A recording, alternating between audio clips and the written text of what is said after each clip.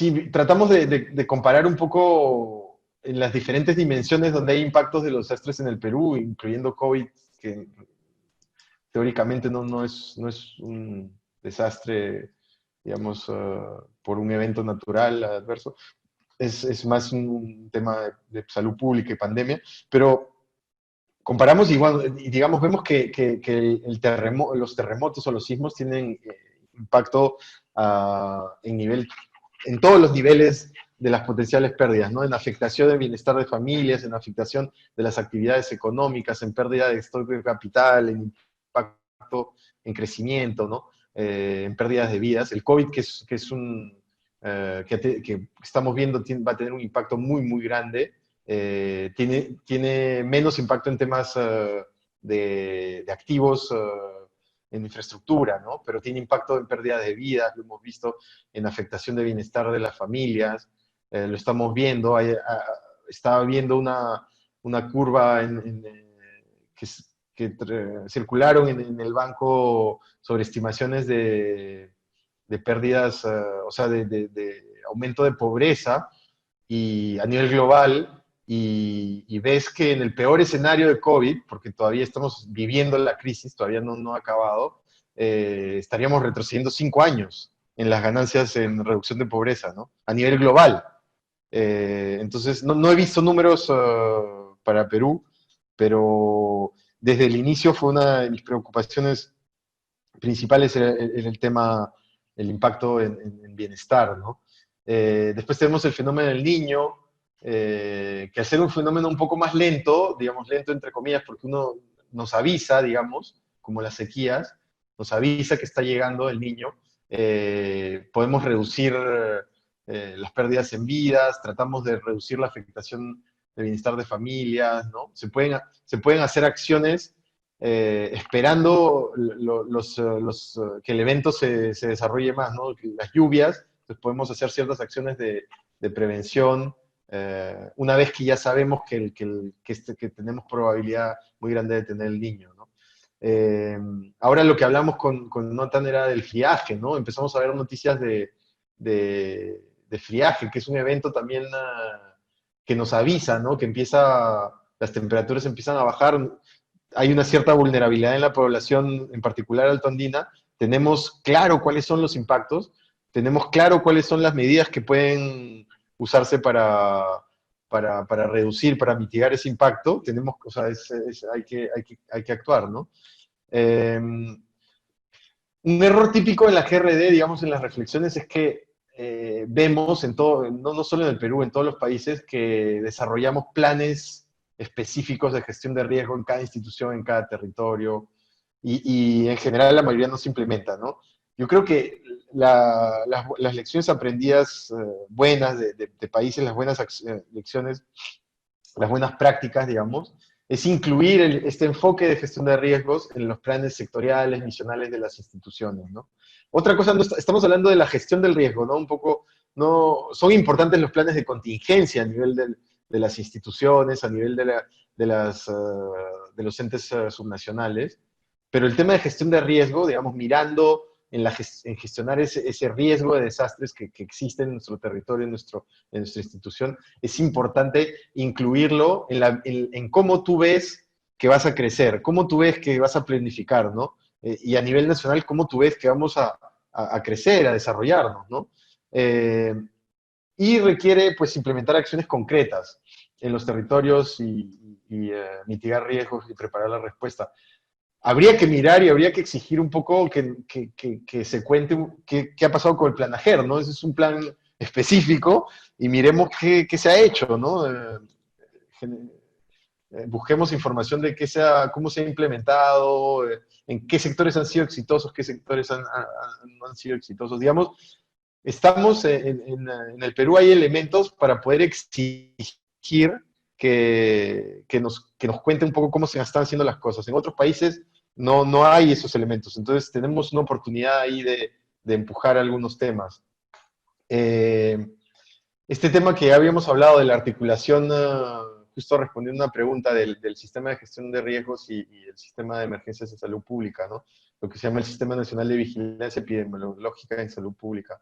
las instituciones también existen, está la complementariedad dentro de la misión de la Dirección General de Epidemiología, del Centro Nacional de Epidemiología, de trabajar en el marco del SINAGER para alguna de las acciones, porque estos, digamos, no son entes operativos. Entonces ahí hay otra oportunidad de mirar el post-COVID y comenzar a implementar estas coordinaciones institucionales que son necesarias para activar protocolos, sistemas de alerta temprana, etcétera, ¿no?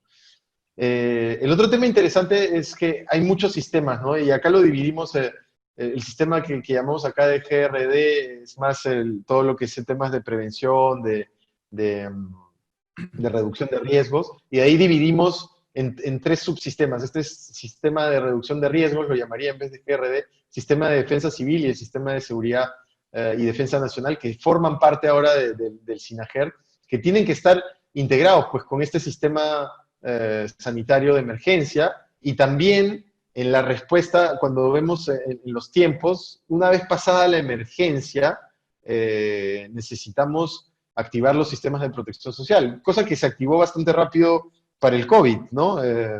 Los bonos, ¿no? Para las personas vulnerables. Pero si uno hubiera hecho un trabajo ex ante, tendríamos una mucho mejor focalización de las ayudas, podríamos diferenciar espacialmente, ¿no? O sea, nuevamente, como la gestión no de desechos, de debris, ¿no? En un terremoto, todo el tema de entender a tu población, la vulnerabilidad de tu población, te ayuda a la focalización de la respuesta, ¿no? O sea, expandir el sistema de focalización de hogares, creo que se llama, ¿no? El sistema, que creo que es el CISFO, integrar esta variable de riesgo de desastres en esos sistemas podrían también ayudarte a que la respuesta post-desastre, después de un evento, un sismo, un fenómeno del niño, no sé, te ayude a mejorar tu focalización, ¿no? Post-desastre. Esa es otra reflexión. ¿Qué hemos aprendido o algunas reflexiones sobre la coordinación? Hay que clarificar y definir los roles y responsabilidades de cada uno de los actores del sistema, que se evite la dispersión y la duplicación de esfuerzos. Hay un tema clave y lamentablemente, o no lamentablemente, o sea, se da por liderazgos personales, pero yo creo que tiene que haber un liderazgo institucional efectivo, no solo liderazgos personales. Hay un tema que para el Perú, digamos, que me sonaba y era, si queremos relevar este tema hacia arriba, digamos, tenemos que activar el Consejo Nacional de Gestión de Riesgo de Desastres. No sé cada cuántas veces se reúne, no sé si cada vez está liderado por el presidente de la República o no, ¿no? Este consejo existe en la ley, ¿no? Habría que preguntarnos si se reúne, si prioriza, ¿no? Esos son algunos temas alrededor de la coordinación. Después, incorporar estas consideraciones de riesgo de desastres en los instrumentos de planificación territorial, en los planes sectoriales, ¿no? La gestión del riesgo no es un sector. La gestión del riesgo es una forma es un elemento que se debe incorporar para planificar, ¿no? Ese tema tiene que quedar claro. Y alrededor, transversalmente a este tema de incorporar, porque ¿qué incorporo si no lo conozco? El tema de necesidad de información accionable, confiable, y un tema que hemos visto en muchos países, necesitamos información oficial. De repente no pública, porque hay algunos temas sobre riesgo que son sensibles, pero sí necesitamos, en el marco del Estado, de las instituciones del Estado, información que sea oficial, ¿no? Insistir sobre el tema de la continuidad operativa y económica porque son elementos claves para la rehabilitación y la reactivación económica, ¿no? Hay que establecer instrumentos de coordinación y apoyo al sector privado en el caso de desastre, seguir promoviendo, porque hay varios varios sectores que ya tienen planes de continuidad sectorial y varios servicios, pero seguir promoviendo la implementación de planes de continuidad sectorial y tener un plan más alto nivel de continuidad del Estado, ¿no? Creo que ese tema es clave. Y con relación a una de las preguntas, creo que hay que continuar porque creo que ya existe un marco para el financiamiento de riesgo de desastres, no solo para el tema del ex post, es decir, para qué va a pasar, para financiar la rehabilitación, para financiar la reconstrucción, pero también comenzar a pensar en cómo apoyamos lo que decía Nathan en la falta de recursos de los sectores, de los niveles subnacionales, para reducir el riesgo efectivamente. No sé, fondos concursables, programas de incentivos, no sé, hay cosas que se deben hacer y también que se pueden movilizar sin tener la necesidad de movilizar grandes recursos, ¿no? Eh, Ese es el tema. Y acá tenías una reflexión tú, Nathan, Gracias, Oscar. que es importante. Sí, en el Perú el COVID-19 ha desnudado la cantidad de viviendas precarias que tenemos y que no han permitido a las familias hacer aislamiento efectivo, están hacinadas, no tienen servicios y demás. Y este también es un factor de riesgo frente a otros desastres, como por ejemplo un terremoto, donde estas viviendas no cumplen los parámetros y probablemente ante un terremoto, un sismo de alta intensidad, pues serían destruidos, ¿no? Y podrían causar muchas víctimas fatales de un desastre como ese. También en el fenómeno del Niño nos ha mostrado que hay muchas viviendas que están a las orillas, en las laderas de los ríos, y que no guardan los parámetros necesarios de seguridad. Ujú. Entonces, si ya lo estamos viendo en múltiples ocasiones, es obvio que el país necesita repensar, tomar conciencia de que este problema no se puede seguir postergando, ¿no? No podemos seguir haciéndonos de la vista gorda y pensar que esa fracción importante de la población no es relevante para la política pública, sino que se tiene que estar en mejorar las ciudades y en programas de vivienda social sostenibles y que Ujú. cumplan parámetros y que den bienestar a las familias, ¿no? Es Ujú. uno de los temas que a mí me queda más claro con el desastre o la tragedia que significa el COVID-19 en el país. De Este es el acuerdo. último slide. Sí. Los invitamos a hacer las últimas preguntas y comentarios. Tenemos una de Robert Carvajal, que nos dice: se ha comprobado que la participación de las autoridades locales y regionales no han sido las adecuadas ni oportunas. ¿Qué tanto es el impacto negativo que se puede suscitar ante el evento de un rebrote de la pandemia? ¿Qué solución alternativa se plantearía ante esta triste realidad? Eh, Te, te relacionado a dejo, la te dejo. pandemia, Sí, más que al riesgo de desastres, ¿no? sí. Varios puntos. O sea, las autoridades locales y regionales no han estado a la altura, no han logrado, no han sido claves en la atención de los riesgos y en la respuesta sanitaria y social del gobierno. O sea, no se les ha visto protagónicos. Son muy pocos los municipios que han tenido un rol activo o efectivo. Refleja sus bajas capacidades, es un tema estructural, y también refleja la falta de preparación del país como sistema, ¿no? Donde, si bien existe todo el marco normativo, todavía la generación de capacidades, como ya mencionamos, está incompleta. Sobre el riesgo de rebrote de la epidemia o de la pandemia, yo tengo una opinión particular al respecto, ¿no? O sea, el Perú no ha sido capaz de contener la epidemia. Y en este momento debemos tener más de 3 millones de infectados, ¿no? Las cifras de exceso de muertes que publica, por ejemplo, Financial Times, utilizando información pública del Perú, indica más de 30.000 fallecidos. Con más de 30.000 fallecidos y una tasa de mortalidad de 1%, estamos hablando de 3 millones de infectados.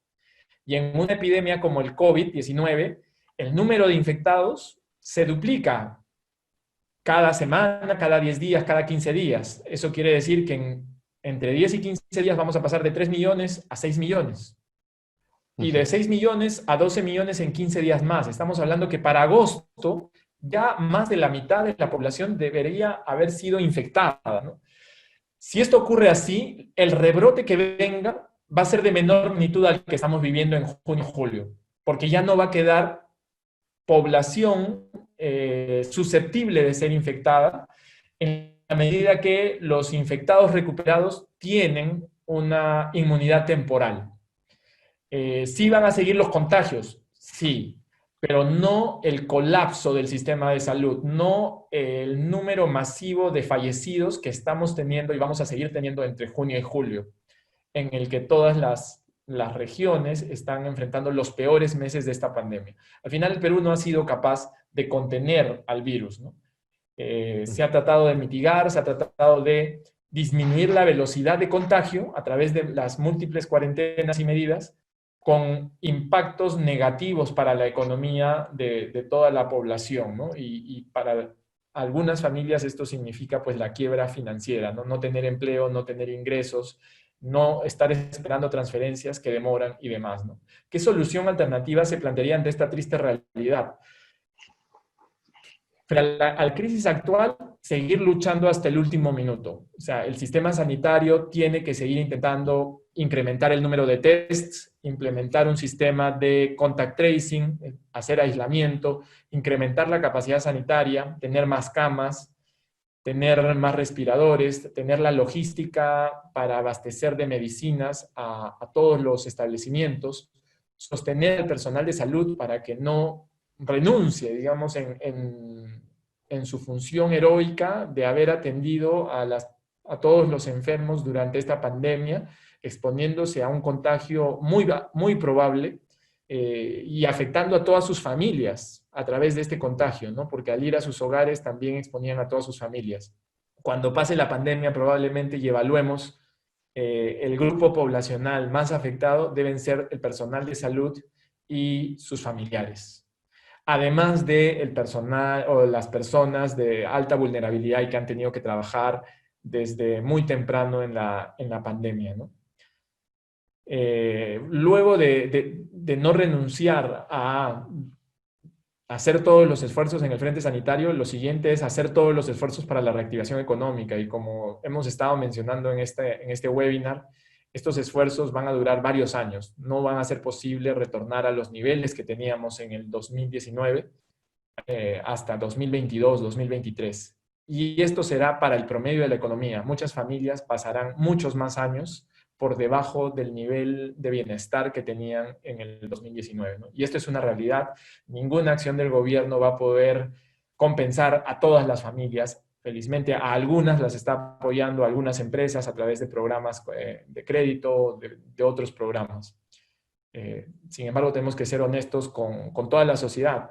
Los costos, las empresas quebradas, las familias que han perdido ahorros y empleo van a estar con nosotros por muchos años en una condición inferior a la que tenían previo a la pandemia, ¿no? Yo tengo una pregunta final para Oscar. Si alguno de ustedes tiene alguna otra comentario o pregunta, por favor compártala. Y Oscar, mi pregunta viene en cómo la sociedad puede organizarse para presionar al gobierno y al sistema a que tome acciones. Porque cuando salgamos de la pandemia y de sus efectos más dramáticos, probablemente lleguemos a un nuevo punto de confort y dejemos la urgencia de tomar las medidas estructurales que nos ayuden a incrementar nuestras capacidades para gestionar riesgo de desastres como este o de otros como un terremoto, ¿no? ¿Tú qué recomendarías para aprovechar la coyuntura, para aprovechar la oportunidad de tomar medidas importantes?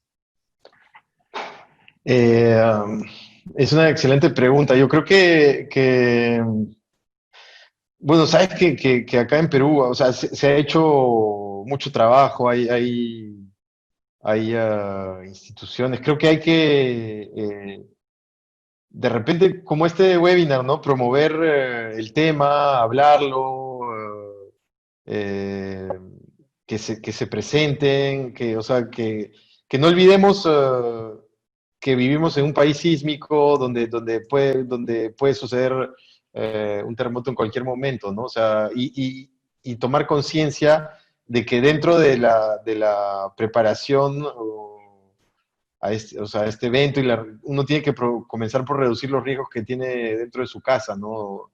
En su hogar, ¿no? Pero creo que hay que comenzar hay que hablarlo, ¿no? Hay que promoverlo por foros. Eh, no, o sea, me imagino que ahorita en este momento, pues, el gobierno está en una están ocupadísimos con millones de temas, ¿no? Y de repente esto no es una prioridad en este momento, pero creo que es importante hablarlo, discutirlo, buscar champions, ¿no? En tu municipalidad o en tus gobiernos regionales, siempre hay personas que lideran el tema. No, no sé, nosotros, o sea, digamos, el banco, me imagino, está trabajando en Perú con el gobierno de estos temas, el BID, la cooperación internacional. Ha habido mucho esfuerzo de la cooperación europea, de la cooperación suiza, que ha financiado muchas cosas. Eh, hay organizaciones no gubernamentales en el Perú que trabajan en ese tema. Bueno, de repente hay que darles un poco más la palabra, ¿no? Y ayudarlos a diseminar, no solo a nivel de gobierno, pero también a generar conciencia en la gente de que es el contexto. Vivimos en un país donde se come bien, pero hay sismos, o sea, donde hay ceviche, y hacemos día del ceviche, pero también hay sismos frecuentemente, hay otros eventos, es decir, eh, es importante que uno conozca y acepte su contexto. Por eso siempre me ha interesado mucho este tema de evaluación de riesgos y de análisis de riesgos, ¿no? No sé, son algunas ideas que están por ahí. Yo siempre trato de hablarlo. La gente se asusta, ¿no? Del tema de los sismos. Los sismos sí, pues se asustan, pero tenemos que acostumbrarnos a vivir en ese contexto, ¿no? Una tierra que tiembla. Eh, es importante pensarlo y generar las políticas, o sea, incorporar nuestro contexto en cómo construimos país, ¿no? O sea, la gestión de riesgo no es más que eso, es entender en dónde vives y para que alimente la forma en la que diseñas tu futuro, ¿no?